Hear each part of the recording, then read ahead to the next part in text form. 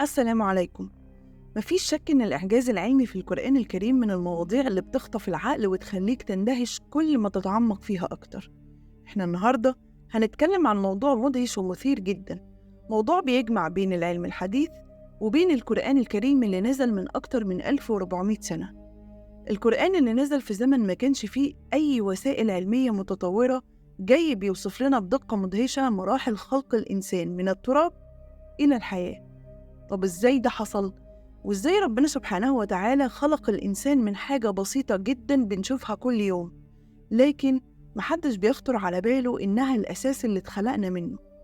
تخيل إنك النهاردة بكل تفاصيل جسمك وحياتك بدايتك كانت من حاجة بسيطة زي التراب، وإزاي كتاب نزل في زمن الجاهلية يوصف حاجة إحنا النهاردة بنكتشفها من خلال أبحاث وتقنيات متقدمة جدا.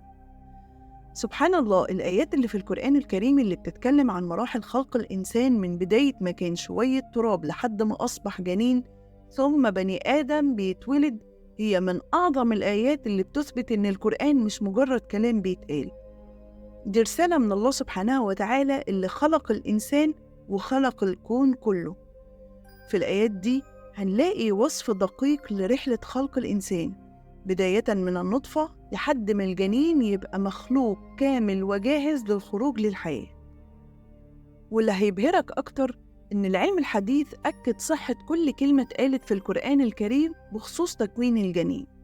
يعني مثلا لما الآيات تتكلم عن النطفة والعنقة والمضغة، دي مش مجرد كلمات شعرية أو رمزية، دي توصيفات دقيقة لمراحل حقيقية في تطور الجنين داخل الرحم، وهنتكلم بالتفصيل عن كل مرحلة وإزاي الآيات دي بتنطبق على اللي العلماء اكتشفوه النهاردة في علم الأجنة. فحضروا نفسكم يا أصدقائي لرحلة علمية روحانية هنتعرف فيها على مراحل خلق الإنسان من منظور القرآن الكريم، وإزاي إن الوصف ده يسبق العلم الحديث بقرون طويلة، ليثبت إن العلم والدين متفقين في النهاية إن الكون ده ليه خالق واحد عليم حكيم، وهو الله سبحانه وتعالى.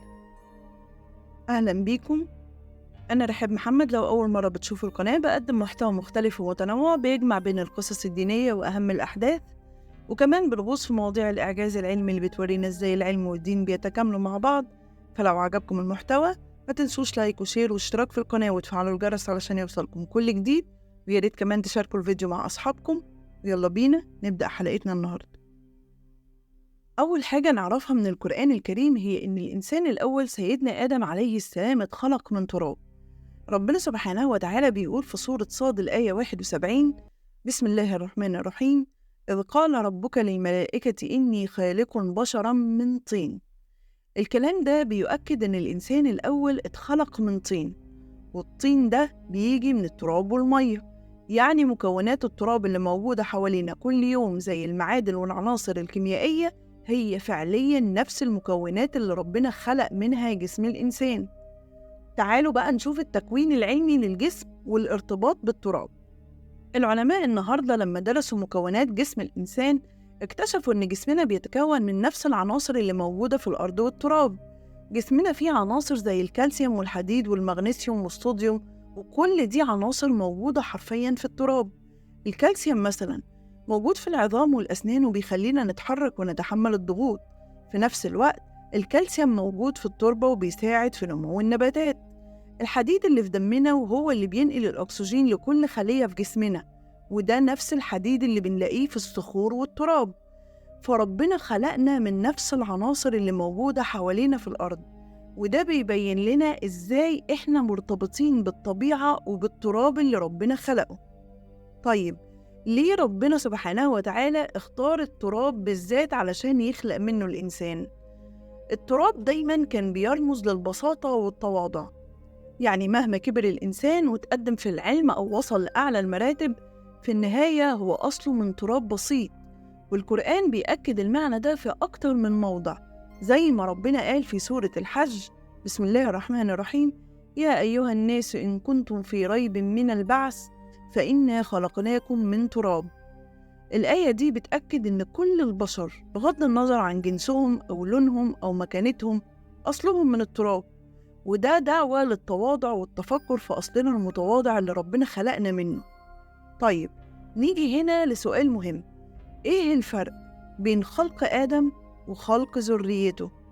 سيدنا آدم عليه السلام اتخلق مباشرة من التراب، وده معجزة بحد ذاتها، لكن ذريته اللي هم إحنا خلقنا بدءا من النطفة، يعني الحيوان المنوي اللي بيلقح البويضة ويبدأ يتكون الجنين. لكن الأصل الأساسي لخلق البشر كلهم بيرجع لسيدنا آدم اللي اتخلق من التراب. ربنا سبحانه وتعالى بيقول في القرآن الكريم في سورة المؤمنون: بسم الله الرحمن الرحيم، لقد خلقنا الإنسان من سلالة من طين. والسلالة هنا معناها النسل أو الجذور، وده بيوضح إن أصلنا الأساسي كان من الطين اللي هو خليط التراب والمية. تعالوا بقى نتكلم بالتفصيل عن مراحل خلق الإنسان في رحم الأم، من أول لحظة التلقيح لغاية لحظة الولادة، وهنوضح الإعجاز العلمي في كل مرحلة، وإزاي العلم الحديث بيأكد اللي القرآن الكريم قاله من سنين طويلة. بنبدأ الحكاية من اللحظة اللي بيحصل فيها تلقيح الحيوان المنوي للبويضة. هنا القرآن ذكر في سورة الإنسان: بسم الله الرحمن الرحيم، إنا خلقنا الإنسان من نطفة أمشاج نبتليه فجعلناه سميعا بصيرا. الآية دي بتوضح إن الإنسان بيتكون من نطفة أمشاج، وده بيتطابق مع العلم الحديث اللي بيقول إن النطفة هي البويضة المخصبة اللي بتكون عبارة عن خليط من الحمض النووي للأب والأم، وده اللي بيحدد الصفات الوراثية للمولود. بعد تلقيح البويضة بيبدأ الجنين في التطور لمرحلة اسمها العلقة. بسم الله الرحمن الرحيم، ثم خلقنا النطفة علقة. لو جينا نبص على العلم هنلاقي إن العلقة هي المرحلة اللي الجنين بيتعلق فيها بجدار الرحم، وده اللي بيخليه يبدأ يتغذى من جسم الأم، وده تأكيد علمي مدهش على الدقة اللي القرآن الكريم وصف بيها المراحل. الجنين بيمر بعدها المرحلة تانية اسمها المضغة، والمرحلة دي ذكرت في القرآن الكريم برضو في سورة المؤمنون آية 14: فخلقنا العلقة مضغة. وكلمة مضغة في اللغة العربية معناها الشيء اللي بيتعض بالأسنان، والعلم الحديث وضح إن الجنين في المرحلة دي بيكون شكله شبه حاجة بتتعض بسبب التعرجات اللي بتظهر على جسمه في المرحلة دي، وده بيؤكد تاني الدقة في الوصف. بعد كده بيبدأ الجنين في تكوين العظام. بسم الله الرحمن الرحيم، فخلقنا المضغة عظاما. العلم الحديث بيقول إن فعلا العظام هي اللي بتبدأ تتكون في المرحلة دي، وبالتدريج الجنين يبدأ ياخد شكل إنسان كامل. بعد بقى ما العظام تتكون بيبدأ ربنا سبحانه وتعالى يكسو العظام باللحم. بسم الله الرحمن الرحيم، فكسونا العظام لحما. العلم أكد لنا إن العضلات واللحم بيبدأ يتكون بعض العظام في الجنين، وده بيثبت إن القرآن سبق العلم في وصف المراحل دي بدقة عالية جدا. وفي المرحلة الأخيرة بقى بيجي أهم جزء، وهو نفخ الروح، ودي مرحلة مليانة رحمة وإعجاز. قال رسول الله صلى الله عليه وسلم: إن أحدكم يجمع خلقه في بطن أمه 40 يوما نطفة، ثم يكون علقة مثل ذلك، ثم يكون مضغة مثل ذلك، ثم يرسل إليه الملك فينفخ فيه الروح. رواه البخاري. هنا الروح بتبدأ تدخل في الجنين وبيبدأ ياخد حياته الخاصة، وده بيكون في نهاية الشهر الثالث تقريبا. تعالوا بقى نرتب حدوث المراحل دي حسب شهور الحمل 9 عشان نعرف التطور اللي بيحصل من بداية الشهر الأول لحد الشهر 9. فأول شهر النطفة بتتحول لعلقة والجنين بيكون لسه في بداية التكوين. العلم بيقول إن في المرحلة دي الجنين بيبدأ ينمو لكن لسه مش واضح. في الشهر الثاني بيبدأ الجنين ياخد شكل بسيط، العظام تبدأ تتكون والعضلات كمان بتبتدي تتشكل حوالين العظام. وفي الشهر الثالث يبدأ الجنين يتحرك حركات خفيفة، والأعضاء الأساسية بتكون بدأت تتكون زي القلب والدماغ.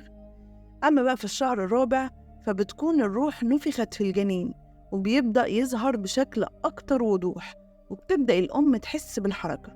وفي الشهر الخامس بيبدأ الجنين يكتمل بشكل أكبر، والأعضاء الداخلية بتبدأ تشتغل بشكل فعلي زي الكبد والكلى. في الشهر السادس بيبدأ الجنين يزيد في الحجم والوزن، وبتبدأ الدهون تتكون حوالين جسمه عشان تحميه. وفي الشهر السابع الجنين بيكون جاهز للحياة خارج الرحم، وأجهزته الداخلية بتكون شبه مكتملة. ولو وصلنا بقى للشهر الثامن بيوصل الجنين لمرحلة الوزن الكامل تقريباً، وبيبدأ يتدرب على التنفس عن طريق بلع السائل الأمينوسي. وفي الشهر التاسع والأخير اللي هو شهر الولادة الجنين بيكون أعضاؤه كلها اكتملت، وبيبقى جاهز إنه يخرج للحياة ويعمر الأرض زي ما ربنا أمره. وبتستمر رحلته في الحياة وبيعيش ويعمر ويتزوج وينجب، وبعد الرحلة دي بيرجع لأصله مرة تانية اللي هو التراب. طب إزاي ده بيتم؟ تعالوا بينا نعرف. سبحان الله، زي ما الإنسان اتخلق من التراب، في النهاية بعد الموت بيرجع للتراب تاني. الجسد بعد ما بيموت بيتحلل وبيرجع يبقى تراب زي ما بدأ، وده اللي ربنا قاله في سورة طه: بسم الله الرحمن الرحيم: منها خلقناكم وفيها نعيدكم ومنها نخرجكم تارة أخرى. يعني كلنا هنرجع للأرض اللي اتخلقنا منها بعد ما نموت، والجسد بيرجع يتفكك ويرجع لعناصره الأساسية اللي هي نفس مكونات التراب. مش بس كده، لكن حتى يوم القيامة لما ربنا هيبعث الناس من القبور هيخرجنا تاني من التراب، يعني زي ما بدأنا من التراب هنرجع له تاني، وبعد كده نرجع للحياة تاني. وده بيثبت إن ربنا سبحانه وتعالى قادر على كل شيء، وإن بداية الخلق من التراب هي معجزة من معجزات الله اللي كلنا بنعيشها. لما بنفكر إننا اتخلقنا من حاجة بسيطة زي التراب، ده بيخلينا نقدر الحياة أكتر، ونعرف إن كل تفصيلة في جسمنا هي معجزة. يعني جسم الإنسان اللي بيشتغل بأعلى دقة وكفاءة أصله من حاجة بيشوفها الناس بسيطة ومش بيفكروا فيها كتير. وده بيدعونا للتفكر في قدرة ربنا سبحانه وتعالى، وإزاي بيوجد الحياة من أبسط المواد، من التراب والمية لغاية ما نتحول لكائنات حية بنتحرك ونفكر ونتكلم. في النهاية التراب مش مجرد مادة بسيطة، ده الأساس اللي اتخلق منه الإنسان. ومع كل تقدم علمي بنكتشف قد إيه القرآن سبق العلم في تفسير مراحل الخلق. الموضوع بيخلينا نرجع للتواضع ونعرف إن أصلنا بسيط مهما وصلت حياتنا لإنجازات كبيرة. ومن هنا بنشوف قدرة ربنا العظيمة اللي حولت التراب لحياة مليانة تفاصيل مدهشة. فسبحان الله الخالق العظيم. كده يا أصدقائي نكون انتهينا من حلقة النهاردة اللي كانت دسمة بالمعلومات اللي يمكن تكونوا أول مرة تعرفوها. جمعتها لكم من أكتر من مصدر واشتغلت عليها كتير عشان أعرف أوصلها لكم بمنتهى السلاسة. فلو انتوا وصلتوا لحد هنا شكرا جدا انكم لسه متابعين الفيديو. كنت معاكم رحاب محمد، أشوفكم في حلقة جديدة إن شاء الله. انتظروني وسلام.